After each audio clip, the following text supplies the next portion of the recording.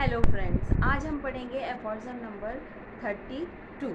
इससे पहले हमने पढ़ा था एफॉर्ज़म नंबर 31, जिसमें हैनीमैन सर ने बात की थी इनिमिकल फोर्सेस की, कि किस तरह से जो इनिमिकल फोर्सेस होते हैं हमारे या कहते हैं डिजीज़ फोर्सेस जो होते हैं वो उनके लिए क्या ज़रूरी होता है कि वो कंडीशनली वर्क करते हैं।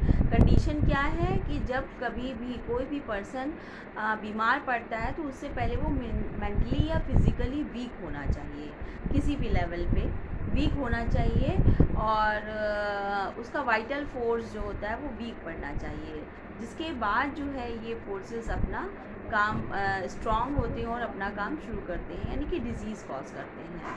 लेकिन इसके अपोजिट हम बात करते हैं मेडिसिनल फोर्सेस की, जो कि 32 में हैनीमैन सर बात करते हैं, है ना। और डिजीज़ फोर्सेस में और क्या होता है कि ये कंडीशनली वर्क करते हैं। इनके लिए एक कंडीशन लगी है कि जब भी वीक पड़ेगा कोई भी पर्सन, तभी ये अपना इफ़ेक्ट उस पर दिखा पाएंगे। ये हर समय जो है नहीं अफेक्ट करते हैं किसी भी पर्सन को, क्योंकि चारों ओर हमारी या सराउंडिंग में चारों तरफ जो होते हैं इनिमिकल फोर्सेस, यानी कि ये जो डिजीज़ हैं हम इनको बैक्टीरिया, वायरस या कोई भी नाम दे सकते हैं, कोई भी इनिमिकल फोर्स है ना, वो हमारे सराउंडिंग में मौजूद होता है। लेकिन जब भी कोई पर्सन अंदर से स्ट्रांग होता है, उसका वाइटल फोर्स जब भी स्ट्रांग होता है, तो वो अफेक्ट कभी भी नहीं करता है। ये सारे के सारे फोर्सेस, जो भी डिजीज़ फोर्सेस है, ये हमारे ऊपर तभी एक्ट कर पाते हैं जब जो है हमारा जब भी वाइटल फोर्स होता है वो फिज़िकली या मेंटली वीक पड़ता है, तभी ये फोर्सेस जो वर्क करते हैं। लेकिन इनके साथ ये कंडीशन लगी हुई है। तो 32 एफॉर्ज़म में हम पढ़ेंगे कि हमारे जो मेडिसिनल फोर्सेस हैं वो किस तरह एक्ट करते हैं, है ना। मेडिसिनल फोर्सेस के लिए क्या चीज़ें होती हैं, तो आइए देखते हैं, पढ़ते हैं कि but it is quite otherwise with the artificial morphic agent which we term medicine. Every real medicine namely act at all time, under all circumstances, on every living human being and produce in him its peculiar symptoms.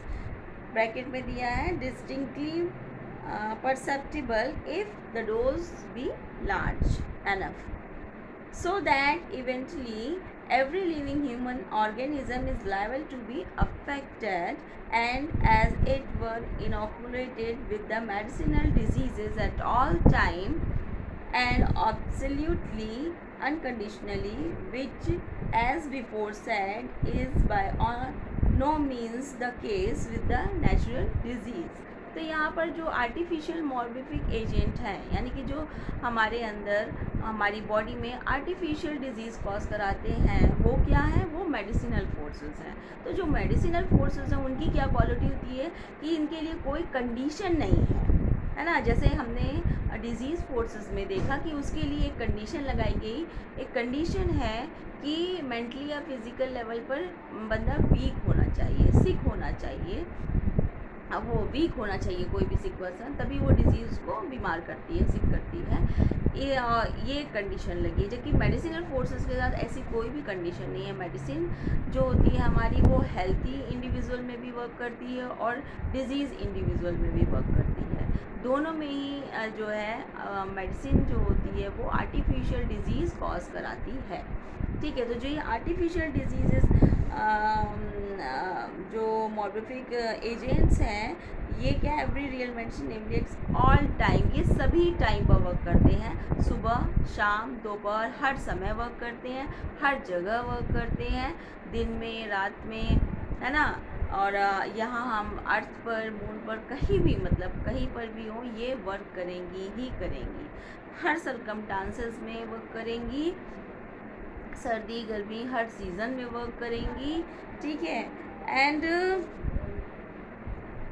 और अपने जो medicinal power का जो peculiar symptom होता है उसको produce कराती है। ठीक है, और जब हम ये समझ में आर्टिफिशियल डिजीज़ परसेप्टिबल तभी होगी जब हम इसको लार्ज डोजेस में लेंगे। अगर हम स्मॉल डोजेस में लेते हैं तो ये कभी भी हमें समझ में नहीं आती, परसेप्ट नहीं होती हैं। इसीलिए जो हैनीमैन सर ने डोजेस की बात की है तो बोला है बहुत ही मिनिमम डोज में हमें मेडिसिन देनी चाहिए, जिसके कारण जो है ये बिल्कुल भी परसेप्ट जो आर्टिफिशियल डिजीज़ है, जब हम क्योर की बात करते हैं तो आर्टिफिशियल डिजीज़ बिल्कुल भी परसेप्ट ना हो और हमारी जो नेचुरल डिजीज़ है वो क्योर भी हो जाए और पेशेंट को बिल्कुल पता भी ना चले। तो जब हम लार्ज डोज में देते हैं तभी ये परसेप्ट होती हैं, ठीक है। So that eventually every living human organism, ये हर लिविंग जितने भी लिविंग ऑर्गेनिज्म की बात कर रहे हैं सभी में वर्क करती है। ह्यूमन ऑर्गेनिज्म मतलब कोई यंग पर्सन हो उसमें भी वर्क करेगी, चिल्ड्रंस में भी वर्क करेगी, ओल्ड पर्सनस में भी वर्क करेगी, मेल में भी वर्क करेंगे, फीमेल में भी वर्क करेगी। मेडिसिन हर ह्यूमन बीइंग में वर्क करेगी, ठीक है। जब भी ये दी जाएगी किसी भी पर्सन को, वो हेल्दी पर्सन हो या सिक पर्सन हो, किसी को भी दी जाएगी, उसके साथ कोई भी कंडीशन नहीं है। Which we before said by no means case with natural disease, ठीक है। तो जैसा केस नेचुरल डिजीज़ के साथ होता है वह इसके साथ जस्ट अपोजिट होता है मेडिसिन के साथ। मेडिसिन ऑल टाइम वर्क करती हैं, हर जगह पर वर्क करती हैं, हर ह्यूमन बीइंग में वर्क करती हैं, ठीक है। इसके बाद आते हैं फॉर सम नंबर 33। इसमें क्या कह रहे हैं Hahnemann sir? In accordance with this fact it is undeniable shown by all experiences that the living human organism is much more disposed and has a greater liability to be acted on and to have its health deranged by medicinal power than by morbific noxious agent and infectious miasms. Or in other words, that the morbific noxious agents possesses a power of morbidly deranged man's health that is subordinate and conditional, often very conditional, whilst medicinal agents have an absolute unconditional powers greatly superior to the former. ये जो भी बताया गया ये सब निचोड़ है इसका। यहाँ पर यही कह रहे हैं कि जो लिविंग ह्यूमन बीइंग में या लिविंग ह्यूमन ऑर्गेनिज्म में मेडिसिनल जो पावर्स होती हैं वो हर समय एक्ट करती हैं, अनकंडीशनली एक्ट करती हैं, जबकि जो नॉक्सियस एजेंट्स हैं वो हर समय वर्क नहीं करते। उनके लिए कंडीशन है कि जो भी लिविंग ऑर्गेनिज्म है उसका वीक होना ज़रूरी है, ठीक है।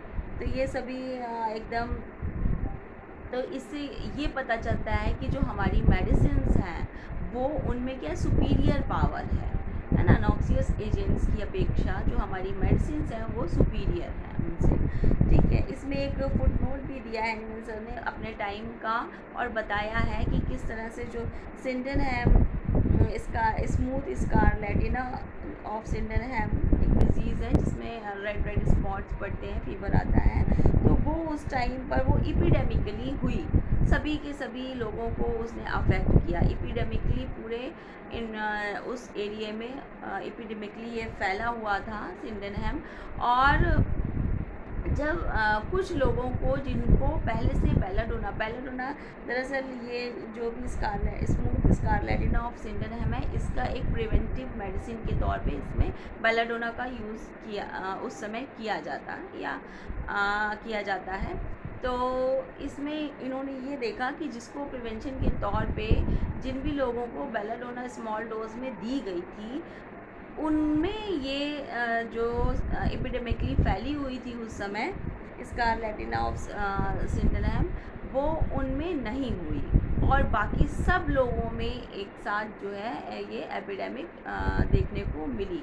तो इससे ये प्रूव होता है कि हमारी जो मेडिसिन्स हैं, ठीक है, वो स्ट्रॉन्गर हैं। अगर वो पहले से प्रिवेंट कर रही हैं तो वहाँ पर नेचुरल डिजीज़ भी जो सब में आ रही है और जिन्होंने उस मेडिसिन को उसके प्रिवेंटिव तौर पे पहले से ले रखा है उसमें भी वो अपना इफ़ेक्ट नहीं दिखा पा रही हैं। इट मीन्स कि ये स्ट्रॉन्गर हैं, मेडिसिनल जो भी पावर्स हैं वो स्ट्रॉन्गर हैं than the natural disease agent या नेचुरल डिजीज़ पावर्स।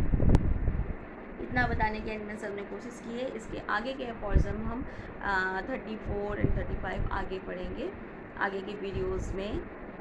और यहाँ पर हमने मेडिसिन की बात की, आर्टिफिशियल मॉडिफिक एजेंट्स की पावर की बात की और जो मेडिसिनल पावर्स हैं उनकी बात की। ठीक है, इसके नेक्स्ट आगे आने वाले एफॉर्जम्स आगे के वीडियोस में देखेंगे। तब तक के लिए धन्यवाद। अगर वीडियोस अच्छे लगे तो प्लीज़ लाइक करिए, सब्सक्राइब करिए एंड शेयर करिए ताकि और भी लोग जुड़ सकें इससे। और अगर वीडियो से आपको कुछ भी फ़ायदा हो रहा है ऑर्गेनल पढ़ने में तो बाकी लोगों को भी थोड़ी मदद मिल सके।